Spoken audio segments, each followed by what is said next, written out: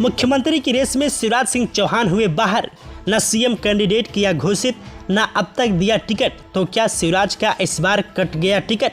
दरअसल आपको बता दें, भारतीय जनता पार्टी बीजेपी ने मध्य प्रदेश विधानसभा चुनाव के लिए उम्मीदवारों की 3 लिस्ट जारी कर दी है, लेकिन मुख्यमंत्री शिवराज सिंह चौहान का नाम किसी में नहीं है।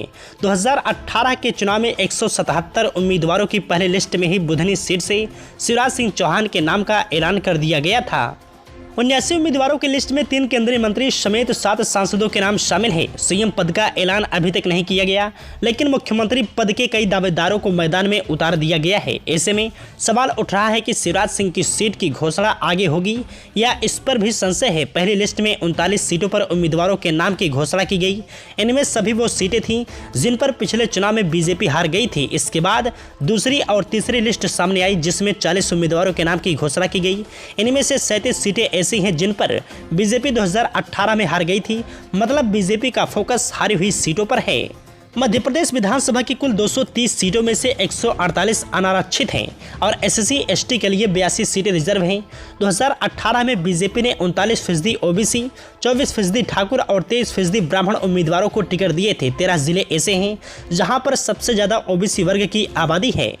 इन क्षेत्रों के 61 सीटों में से 40 पर बीजेपी का कब्जा है, जबकि कांग्रेस 19 सीटों पर है।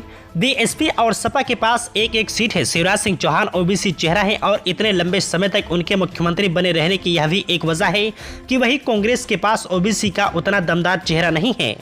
इन आंकड़ों से साफ है कि पिछले चुनाव में कांग्रेस ने बीजेपी को कांटे की टक्कर दी थी, इसलिए पार्टी इस बार किसी तरह की कोई गुंजाइश नहीं छोड़ना चाहती। इसलिए यह प्रयोग करने जा रही है। बीजेपी 7 सांसदों को जिन सीटों पर उतारा गया है, उनमें से 5 वो सीटें हैं जिन पर पार्टी पिछले चुनाव में हार गई थी और बाकी 2 सीट वो हैं जिन पर ज़्यादा बहुमत से नहीं जीती थी। केंद्रीय मंत्री नरेंद्र सिंह तोमर को मुरैना को दिमनी सीट पर उतारा है। मुरैना की 6 में से 4 सीटें कांग्रेस के पास हैं। अब बात करते हैं कि बीजेपी ने ये जो दांव चला है उससे फायदा होगा या फिर चुनाव से पहले ही गुटबाजी ही नुकसान करेगी। दरअसल शिवराज सिंह चौहान और ज्योतिरादित्य सिंधिया का पहले से गुट है। इस बीच केंद्रीय मंत्रियों और सांसद जैसे हाई प्रोफाइल उम्मीदवारों को उतारा गया जिनका राज्य में अच्छा प्रभाव है।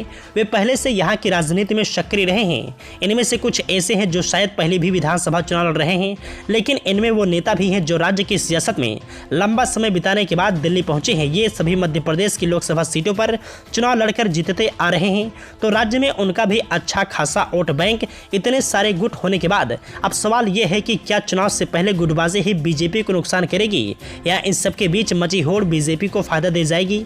हालांकि 7 सांसदों को टिकट दिया गया, लेकिन ज्योतिरादित्य सिंधिया के नाम का किसी लिस्ट में जिक्र नहीं है।